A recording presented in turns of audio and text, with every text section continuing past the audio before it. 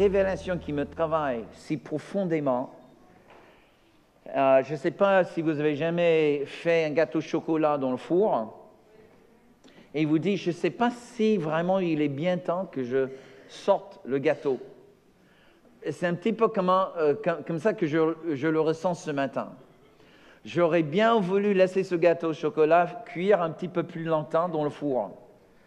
Mais il est temps, il faut que ça sorte et je me confie vraiment à Dieu pour m'aider à parler de la puissance de la croix. La puissance de la croix. Vous savez que la dernière fois que je vous ai apporté un message, c'était sur l'Alliance. Et Dieu me travaille profondément par rapport à la puissance de l'alliance que nous avons avec lui. Mais profondément, mes amis. Vous savez, lisons 1 Corinthiens 10 à 18. Ce n'est pas pour baptiser que Christ m'a envoyé, c'est pour annoncer l'Évangile, et cela sans la sagesse du langage, afin que la croix, que la croix de Christ ne soit pas rendue vaine. Le langage, cette phrase, pourrait sembler un petit peu bizarre à la surface. Comment c'est possible que le message de la croix devient vain, ou soit un message en vain? Comment c'est possible? Le mot vain veut dire vide, vide de puissance, vide de substance. C'est comme un œuf, et quand tu ouvres l'œuf, il n'y a rien à l'intérieur. Un bon coquille, mais il est vide. C'est ça le sens du mot vain. Verset 18. Car la prédication de la croix est une folie. Tout le monde dit une folie? Pour ceux qui périssent. Mais justement, c'est quoi au juste le message de la croix? C'est quoi? Quel est ce message? Quel est le message qui, visiblement, était si puissant au premier siècle que pour ceux qui étaient en train de périr, c'était un message de fou.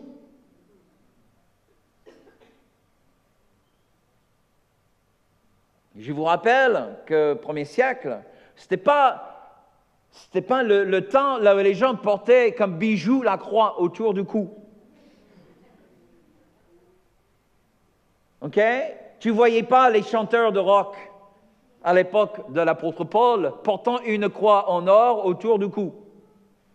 Non, la croix, c'était un symbole, toujours au bord des routes principales, là où ils pendaient les criminels.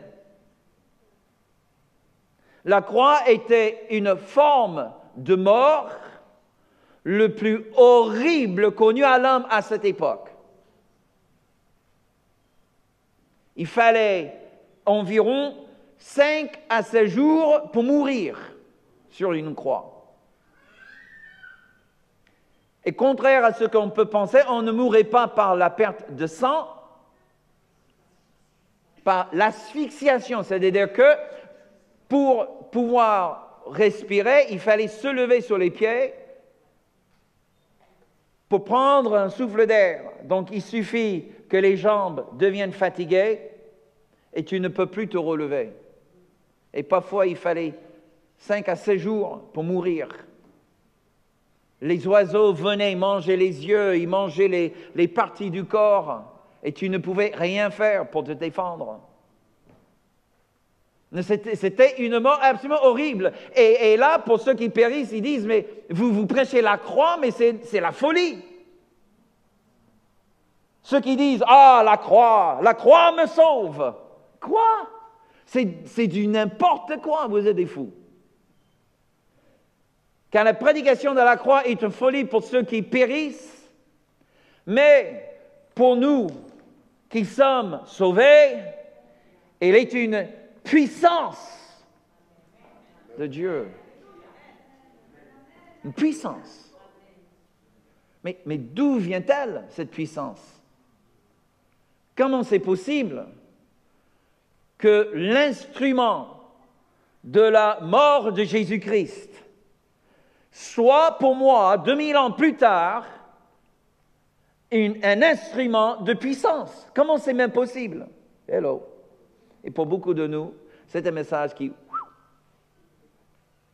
survole la tête. Et je vous promets, mes amis, que si vous ne comprenez pas la puissance de l'alliance, ce qui est alliance, vous ne pouvez pas comprendre la puissance de la croix. Et me voici, un pasteur depuis plus que la moitié de ma vie, converti depuis l'âge de 14 ans. Et même avant ça, baptisé dans une église en tant que bébé, une église traditionnelle, élevé toujours dans la foi, entre guillemets. Et moi, je découvre quelque chose là que je n'avais pas compris auparavant. Et c'est ça ce que j'essaie aujourd'hui de vous communiquer dans le temps qui me reste.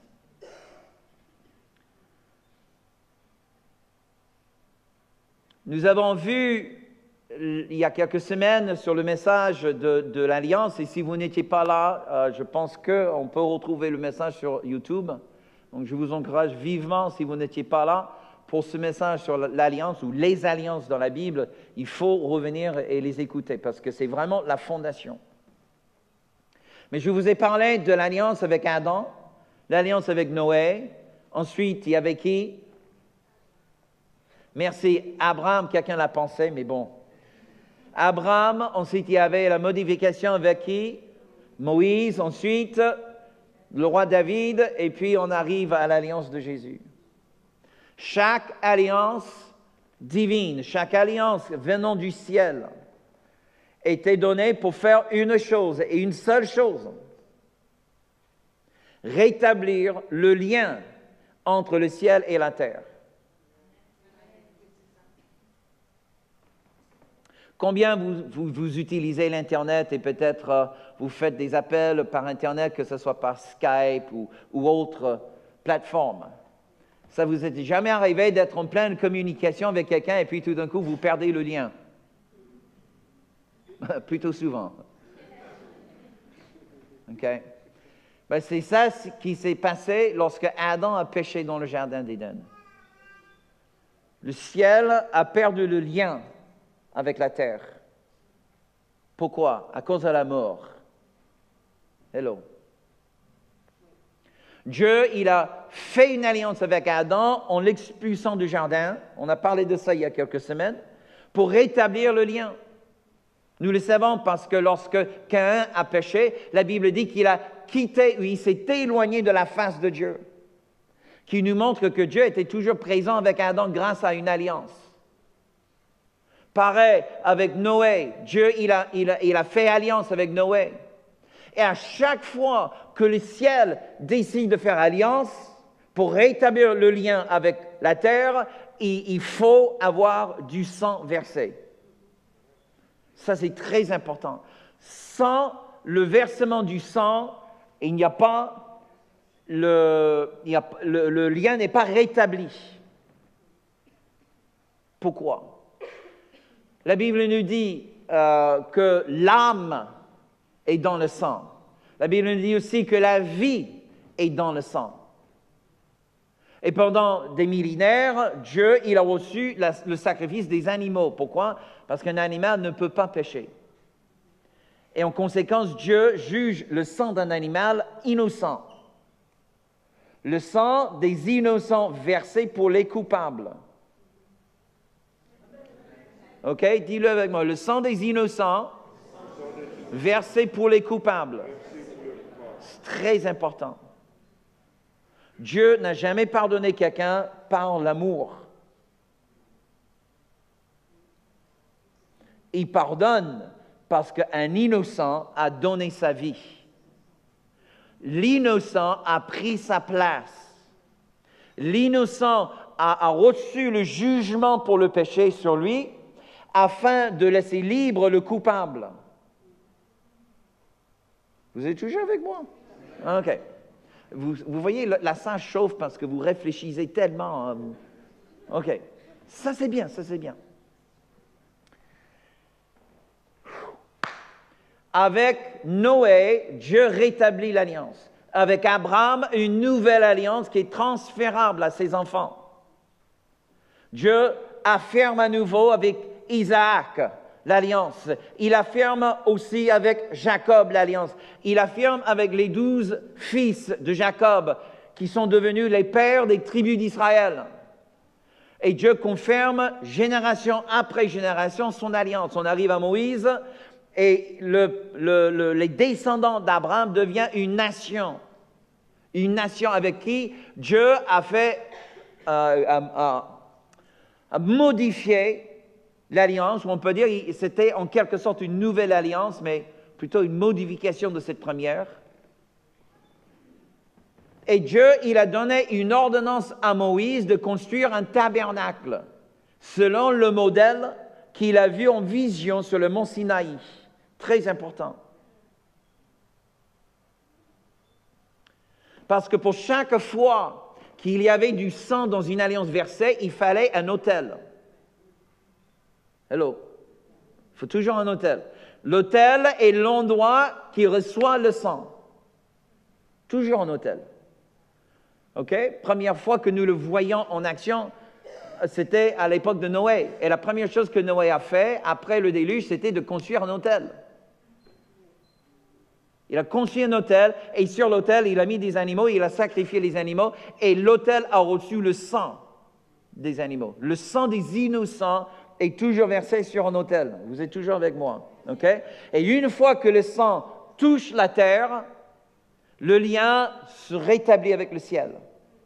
Et grâce à ce lien vertical, Dieu maintenant peut manifester son autorité et son influence sur la terre, sans laquelle la terre est sans l'influence divine.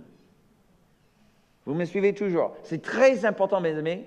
Je coupe tous les angles pour essayer le plus rapidement possible d'arriver au but.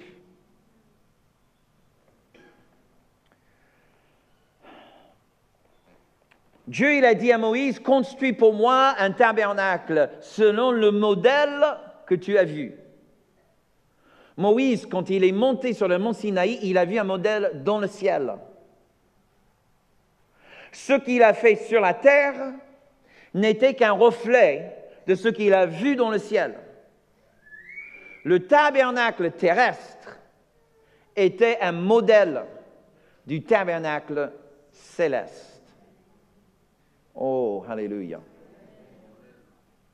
Et Dieu a choisi parmi le peuple, parmi les 12 tribus, il a choisi un des 12 pour être à son service. C'était lequel? Les Lévites, qui était le tribu de Moïse d'ailleurs. OK? Moïse, autre que d'être un prophète, il était aussi un sacrificateur. OK? Donc, bon, bref. Et maintenant, Dieu, il a un peuple dont le travail uniquement consiste à servir l'Éternel. Extraordinaire. Dieu n'a jamais eu ça avant. Magnifique. Magnifique modification de la promesse. Et c'était à ce peuple-là de continuellement offrir des sacrifices sur l'autel qui est dans le tabernacle pour que la terre continuellement boive du sang des innocents, des animaux innocents. La terre en buvait et en buvait et en buvait. Et puis à chaque fois que la terre boit du sang, vous vous souvenez quand Caïn a tué son frère, Abel? OK? Le sang de son frère. Un criminel a tué un innocent, qui est le contraire d'un sacrifice. Donc un innocent meurt pour le coupable. Mais dans le cas de Caïn, c'est un coupable qui a tué un innocent. Et Dieu, il vient à Caïn. Qu'est-ce qu'il dit à Caïn? Vous vous souvenez ce qu'il lui dit? Qu'est-ce que tu as fait? Car j'entends la voix. Mais la voix de quoi? De qui? Le sang de ton frère. Il n'a pas dit « j'entends la voix de ton frère ». Il a dit « j'entends la voix du sang de ton frère ». Imaginez juste un instant, mes amis, si on prend juste les bébés avortés. Est-ce que vous avez une idée du cri de l'exigence que fait cette voix des innocents qui exige la vengeance, la justice. Ça, c'est que des enfants qu'on a tués. Imagine tous les autres meurtres. Mon Dieu. On ignore parce que toi et moi, on n'entend pas cette voix. Je suis convaincu que si on entendait la voix, ça nous rendrait fous. On ne pourrait pas vivre ayant la voix, la résonance de la voix des innocents tués pour notre propre confort et convenance. On ne pourrait pas. On perdra la raison. Et c'est peut-être la miséricorde de Dieu en quelque sorte que nous ne l'entendons pas. Mais Dieu l'entend. Et c'est pour ça qu'il ne faut pas être étonnant que le jugement de Dieu se remplit. Se remplit. Et le jour viendra, et j'ai l'impression que ce n'est pas lointain, où la coupe va déborder. La coupe n'est pas sans limite. Il y a une limite à ce que la coupe peut contenir. C'est la raison pour laquelle Dieu exigeait du sang des innocents. Pour d'abord neutraliser la voix de ceux qui réclament la justice. Pour qu'il y ait la voix qui crie miséricorde. Hello. Mais qui profitait de la miséricorde de l'Éternel avant l'arrivée du Messie? Israël. Et qui Israël? Pourquoi? Parce que le sang était versé dans un endroit. Il fallait la foi, il fallait un attachement à cette alliance pour pouvoir en bénéficier. Et la seule façon pour bénéficier de l'alliance, c'est de devenir un membre de l'alliance. Pour un homme, ça veut dire qu'il fallait se circoncire la chair. Hello. Il fallait porter en soi la marque de l'alliance, le signe de l'alliance. Si je voulais tous les bénéfices que Dieu a donnés à Israël, il fallait que je devienne membre d'Israël. C'était une pensée de folie de rester à l'extérieur d'Israël et croire que tout simplement Dieu, il est miséricordieux, il va simplement me bénir et me laisser entrer dans ses bienveillances. Ah ben non, Dieu il a dit, voici le chemin que j'ai tracé. Maintenant, à vous de choisir. Si vous voulez les bénéfices de l'Alliance, il faut maintenant cotiser. Ce que vous voyez, il faut se conformer aux exigences de l'Alliance. Si vous voulez les bénéfices. Alléluia. Mais Dieu, il a dit, tout ça, ce n'est que l'ombre de ce qui est réel que je vais faire bientôt. Et le réel est venu avec Jésus. Alléluia. Pour vraiment, mes amis, j'aimerais vous encourager. J'ai fait ça et... Alléluia. Si je n'avais pas un séminaire à préparer pour le week-end prochain et un autre message dimanche prochain, je passerais probablement 3 ou 4 mois rien qu'en parlant de la croix. OK? Mais bon, soyez focalisés ici.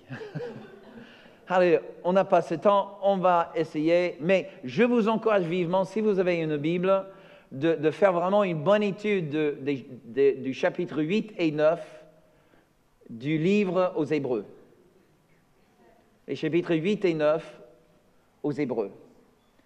Parce que ces 2 chapitres nous donnent le pont entre les alliances de l'Ancien Testament et l'alliance qu'a fait Jésus. Et j'aimerais juste très rapidement, si on peut aller vers les 2 chapitres, les gars, on saute un petit peu le reste. Et on va faire très rapidement, commencer dans le verset 1, très rapidement, un petit survol des 2 chapitres 8 et 9. Okay? Je vais vraiment essayer de faire vite. mais au moins souligner les points principaux. Verset 1, on est dans le chapitre 8. Le point capital de ce qui vient d'être dit, c'est que nous avons un tel souverain sacrificateur qui s'est assis à la droite du trône de la majesté divine dans les cieux. Ça parle de Jésus. Écoutez, Jésus n'est pas de la tribu de Lévi. Il est de la tribu de Juda. C'était aux Lévites que Dieu a donné la sacerdoce, pas Juda. Dieu a donné le trône de David à Juda. C'est pour ça qu'on dit une nouvelle alliance. Ce n'est pas une modification. C'est complètement nouveau. Alléluia. Parce qu'il y a un nouveau sacerdoce. OK? Il y a un nouveau sacrificateur, qui est celui de Jésus. La Bible dit selon l'ordre de Melchizedek, mais ça c'est encore un truc à développer plus tard. Verset 6. Mais maintenant, il a obtenu un ministère d'autant supérieur. Jésus, par rapport aux Lévites, Jésus a reçu un ministère qui est nettement supérieur.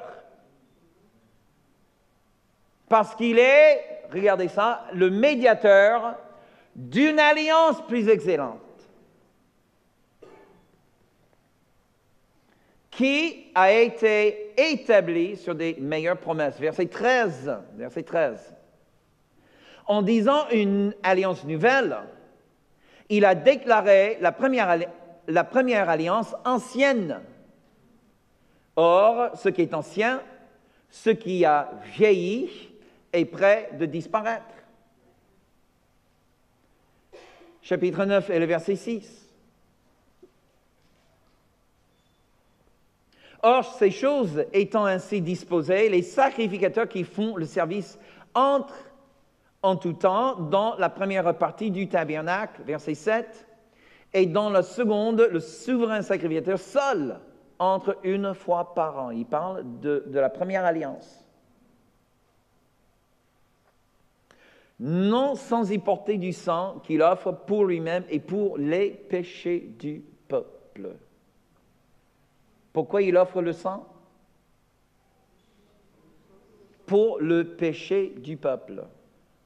Là où il n'y a pas du sang versé, le péché n'est pas traité et le lien vertical n'est pas rétabli. Mes amis, tu peux avoir la meilleure philosophie du monde. Tu peux être, je ne sais pas quoi, mes amis, mais le plus vert des verts, le plus juste des justes, le plus compatissant des compatissants, le plus sanctifié des sanctifiés, le plus saint de tous les saints. Mais si quelqu'un n'a pas versé du sang pour tes péchés, tu meurs dans tes péchés.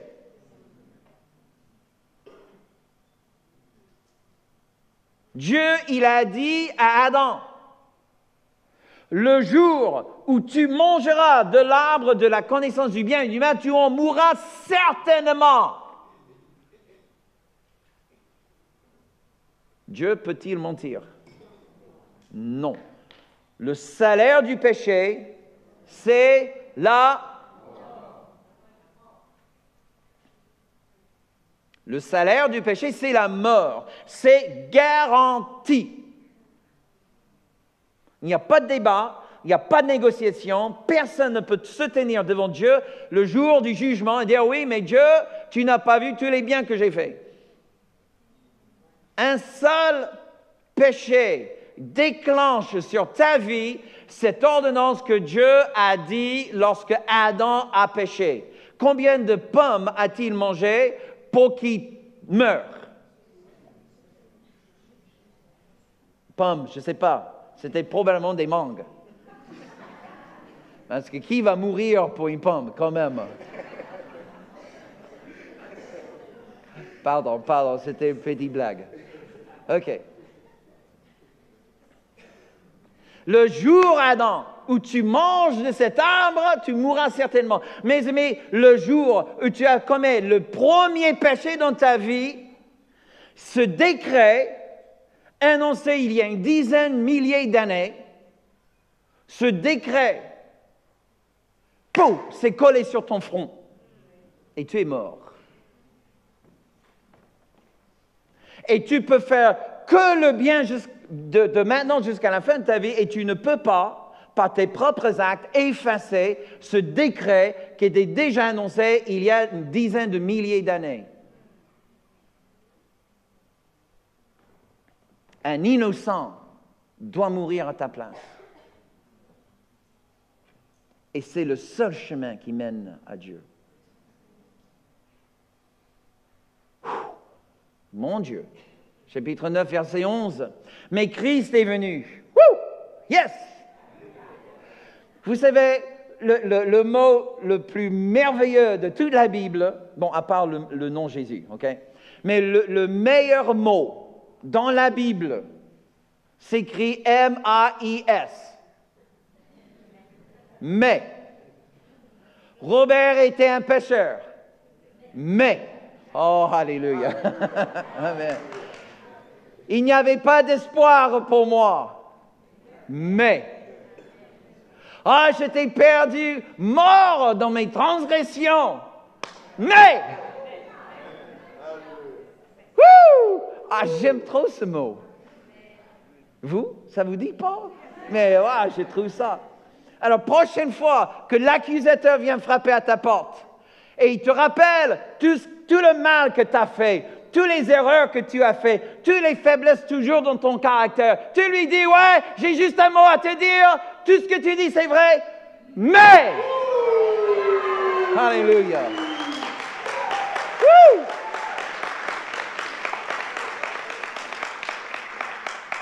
Gloire à Dieu.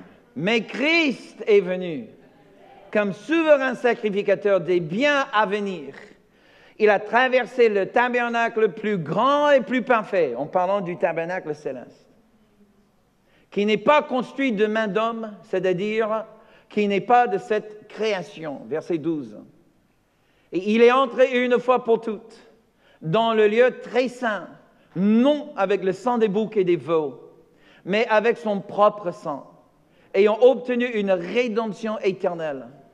Car si le sang des taureaux et des boucs et la cendre d'une vache répandue sur ceux qui sont souillés sanctifie et procure la pureté de la chair, combien plus, tout le monde dit combien plus, combien plus le sang de Christ, qui, par un esprit éternel, s'est offert lui-même sans tâche à Dieu, purifiera-t-il votre conscience des œuvres mortes afin que vous serviez le Dieu vivant? Verset 18. Voilà pourquoi c'est avec du sang que même la première alliance fut inaugurée. Verset 24. Car Christ n'est pas entré dans un sanctuaire fait de main d'homme, en imitation du véritable, mais il est entré dans le ciel même, afin de comparaître maintenant pour nous devant la face de Dieu. Vous savez, la Bible nous dit en Colossiens 2, 14, que si les puissances et les principautés démoniaques, si eux, ils avaient compris le plan de Dieu, ils n'auraient jamais crucifié le Seigneur de gloire. C'était quoi ce plan, mes amis? Quel est le plan, quel est le merveille que Dieu a accompli sur la croix de Calvaire? Et pourquoi la mort de Jésus était différente que la mort de tous les autres prophètes? Pourquoi la sienne est si importante et si puissante, même pour nous aujourd'hui? Parce qu'un seul a été tenté par le péché, comme vous et comme moi, sans jamais se laisser aller dans le péché. Et c'est pour ça que Dieu a jugé son sang pur, le plus innocent de tous les sangs, de tout le sang qui ait jamais créé dans l'humanité. Et Jésus est devenu le sacrifice suprême. Alléluia. La croix, elle est puissante. Non parce que j'ai la foi. La croix, elle est puissante parce que Jésus était pur, Jésus était innocent. Jésus, il a appris l'obéissance par les choses dont il a souffert. Il était maltraité par les hommes. On s'est abusé de lui. Il a plu à notre Père Céleste de le frapper à notre place. Il a pris la punition pour notre rébellion. Et c'est pour ça que sa croix, aujourd'hui, est aussi puissante qu'elle était il y a 2000 ans. C'est la qualité du sacrifice, mes amis. Et lorsque Jésus, pendu entre le ciel et la terre, lorsqu'il verse son sang sur une terre séchée, une terre assoiffée, une terre maudite, une terre qui cherchait tellement une guérison. Et dès que le premier goût du sang a touché la terre, Jésus-Christ, ayant encore un peu d'air encore dans ses poumons, il crie, « Il est fini !» Le sacrifice est fait. Le jugement est apaisé. Le sang d'innocents est versé pour les coupables. À la croix, je suis pardonné. Dieu décide, ce n'est pas juste une question de regarder ou ne pas regarder à mes péchés. Je suis pardonné. Comme si je n'ai jamais commis le moindre péché dans ma vie. Je suis libéré. Je suis racheté. Je suis délivré. Je suis justifié. Je suis accepté. Je suis adopté. Je suis transformé. Je suis même glorifié. Voilà la croix qui est la nôtre. Pour terminer, 3 bénéfices qu'apporte la croix de Calvaire pour ceux qui le croient. 3 bénéfices. Vous allez dire, oui, mais peut-être dans la Nouvelle Alliance, il y avait beaucoup plus de bénéfices. Oh, mais quand vous comprenez la profondeur dans ces bénéfices, mes amis, waouh! Croyez-moi, vous ne chercherez nulle ailleurs. Premier bénéfice. Vous êtes prêts? OK. Je suis une nouvelle création.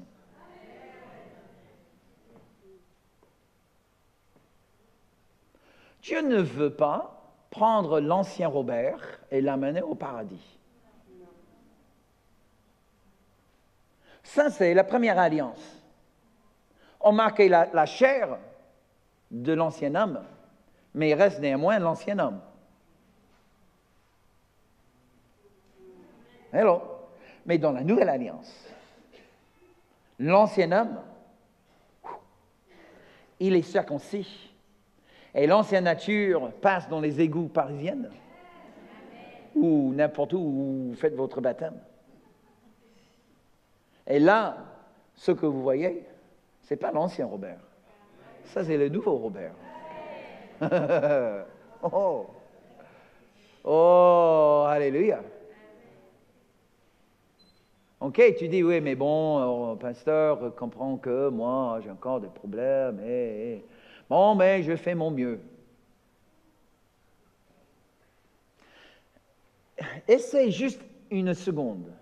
Imaginez que tu es à Jérusalem il y a 2000 ans. Et là, tu te tiens devant la croix de Jésus. Juste quelques secondes avant qu'il respire son dernier. Et il te regarde droitement dans les yeux. Et il souffle en toi je fais ça pour faire de toi une nouvelle création. Et tu réponds, oh, je ferai mon mieux.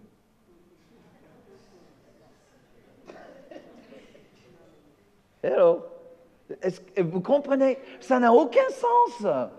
Ça, c'est la folie. Il n'est pas question de faire son mieux. Il est question d'entrer dans le cadeau qui était acheté par la croix. De dire, OK, ben, je prends le pas de foi pour entrer dans cette nouvelle identité. Pour accepter ce que tu as acheté pour moi. Mes amis, arrête de faire ton mieux. Ça ne sert à rien. C'est la religion. Et si le christianisme est juste une question de faire son mieux, ça, on n'est pas du tout différent que toutes les autres religions du monde. Peut-être même on est pire, parce qu'on est frustré. Parce qu'en faisant ton mieux, tu ne peux jamais parvenir à la nouvelle création. Si c'était possible, Jésus ne serait pas mort sur la croix. Je suis une nouvelle création. Alléluia. Est-ce c'est vrai que je lutte encore avec certaines traces du vieux Robert? Oui. Le vieux Robert relève la tête de temps en temps. Le vieux Robert, parfois, chuchote dans mon oreille intérieure. Le vieux Robert cherche toujours à me tirer vers le monde. Et là, c'est là mon combat. Le combat, c'est de parler au vrai Robert. Pas le nouveau, le vrai. Mais le nouveau, c'est le vrai. Amen. L'autre, c'est un contrefaçon. Amen. Tu sais, l'ancien Robert qui était craintif, intimidé, timide. Et c'est tout ce que je vais vous dire, hein, parce que le reste, c'est trop embarrassant. Même ça, c'est embarrassant, mais bon, le reste, encore plus. Mais ça, c'est le vieux, c'est un contrefaçon.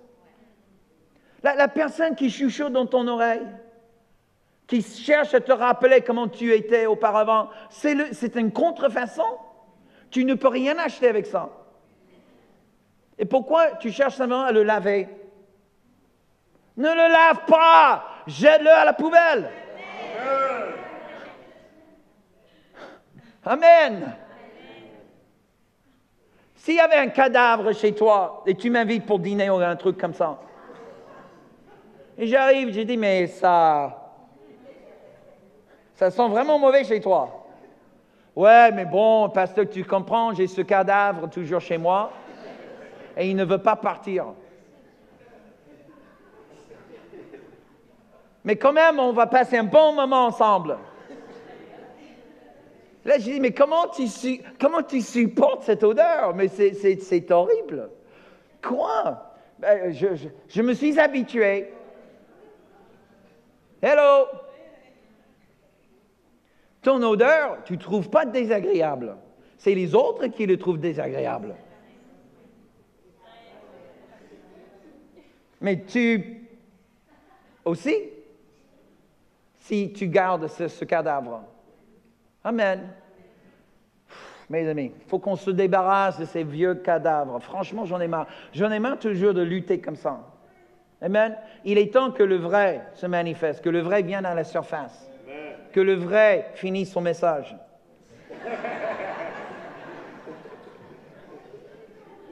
Bénéfice numéro 2. Bénéfice numéro 2. Man, Jesus, help me. Je vis pour l'éternité. Oui, je vois quel enthousiasme.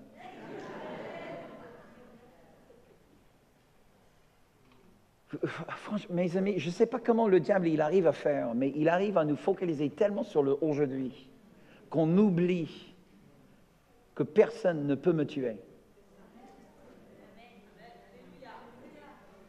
Je ne dis pas le corps, quelqu'un peut tuer le corps, mais personne ne peut tuer le Robert.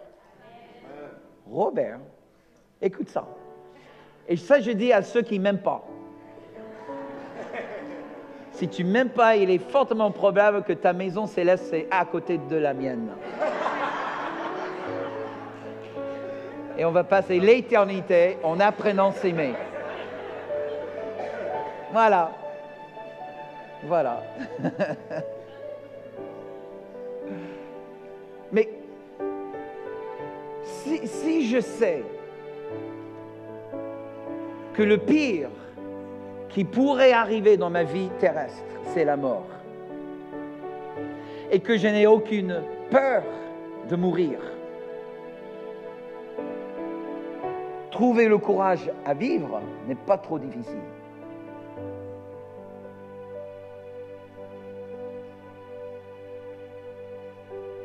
La puissance démoniaque le plus forte contre toi et moi, c'est la peur de la mort. La première chose que Dieu nous donne quand on donne notre vie à lui, c'est la vie éternelle. Comme ça, il règle dans un clin d'œil notre plus grand ennemi. Et c'est pour ça que le diable cherche toujours, tous les jours, à te lancer les missiles. Ah, le loyer, comment tu vas faire? Les courses, comment tu vas faire? La voiture, le chien, les enfants, le travail, le ceci, le cela, patati, patata. Mais regarde, et regarde, et regarde. Et tu dis, oula, oula, oula. Et à force de voir le vent et les vagues, on ne marche plus sur les eaux.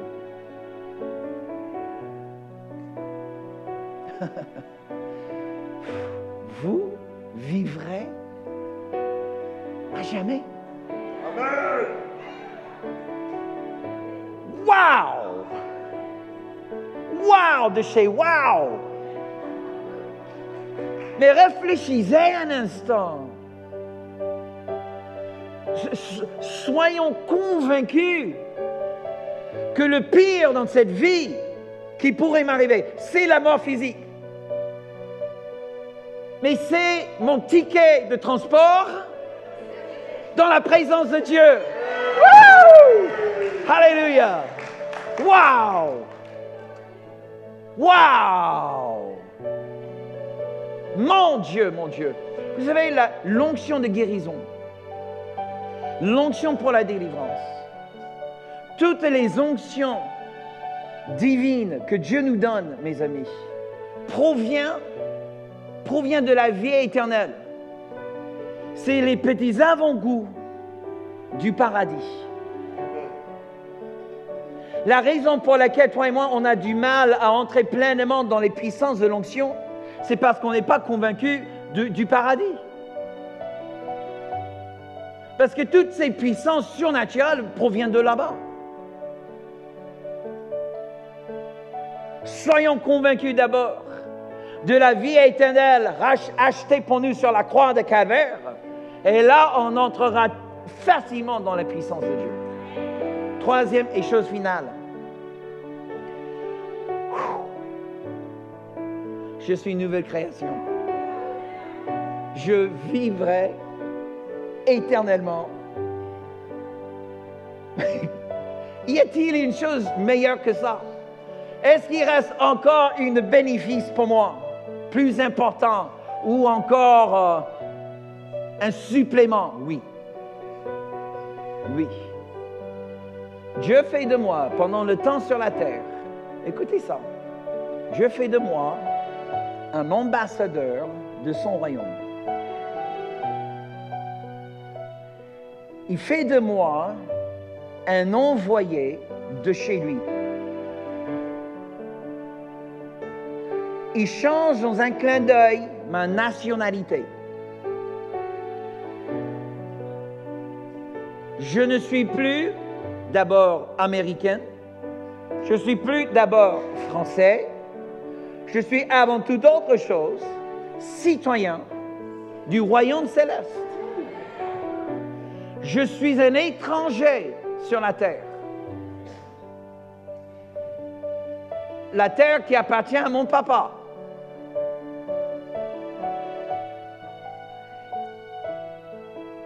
Et parce que je suis un envoyé, un ambassadeur, avec un nouveau passeport. J'ai certains droits que je n'avais pas auparavant. J'ai le droit à utiliser son nom. Quand on me contrôlait mes papiers dans le monde spirituel, il dit, Jésus, nous connaissons. Paul, nous connaissons. Mais toi, t'es qui? Je dis, pas de problème, mon gars. Voici mon passeport. Je suis le vrai Robert, racheté par le sang de Jésus-Christ. Je suis un citoyen du ciel, un ambassadeur du royaume céleste. Et toi, mon gars, sous mes pieds. Alléluia. Ça, c'est qui je suis. Je ne suis pas un timide, je ne suis pas un tapis. Mes amis, je suis le Fils du Dieu très haut. Je suis un prince dans le royaume céleste. Alléluia. Et ne laisse jamais personne te dire le contraire. Que les princes et les princesses se lèvent. Amen. Merci. Oh, alléluia. Mon Dieu, mon Dieu, mon Dieu. Wow, j'aurais bien voulu, mes amis, on a simplement gratté la surface. On a juste gratté la surface.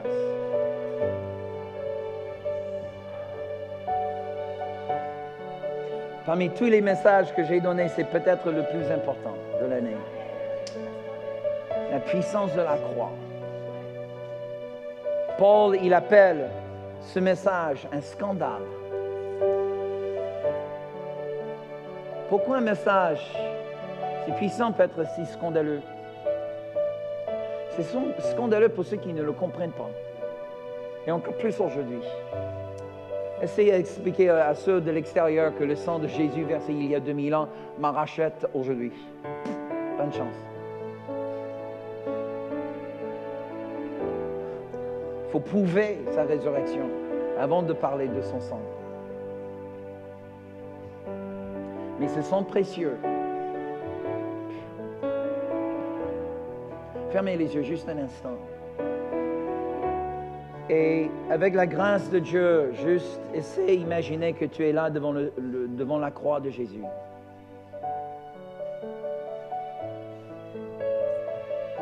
Est-ce que tu peux au moins juste lui dire merci pour la croix?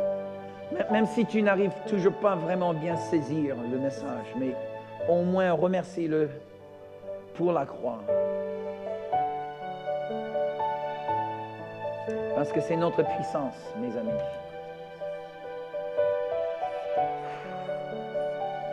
Tu es une nouvelle création. Tu vis éternellement. Et aussi longtemps que tu vis sur cette terre, tu es son ambassadeur. Reçois cette révélation au fond du cœur. Alléluia. Alléluia. Si je peux voir les membres les équipiers de prière, s'il vous plaît.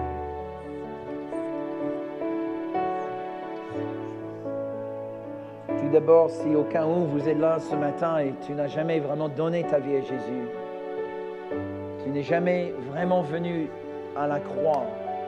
Peut-être pour toi, la foi n'était qu'une sorte de philosophie que tu as acceptée. Peut-être tu fais partie de ceux qui faisaient leur mieux au lieu de simplement accepter ce que quelqu'un d'autre a fait pour toi. Mais aujourd'hui, je vous dis au nom de Jésus, au nom de celui qui est mort pour toi, aujourd'hui c'est un jour de salut. Il veut prendre le vieux toi, il veut le tuer pour que le vrai toi soit ressuscité à sa place. Ça, c'est sa promesse. Prendre sa croix, qu'est-ce que ça veut dire au juste? Ça veut dire simplement de laisser l'ancien mourir pour que le vrai se ressuscite à sa place. C'est ça, il n'y a que ça. Ce n'est pas une question de ne plus pécher. Amen. Parce que Jésus, il a traité le péché. Il est juste une question de laisser mourir le vieux Robert pour que le vrai se manifeste à sa place. C'est ça la notion de porter sa croix. La croix pour nous n'est plus un symbole de la mort de Jésus. C'est le symbole de notre alliance. C'est le symbole, parce que la croix est devenue l'autel qui a reçu le sang.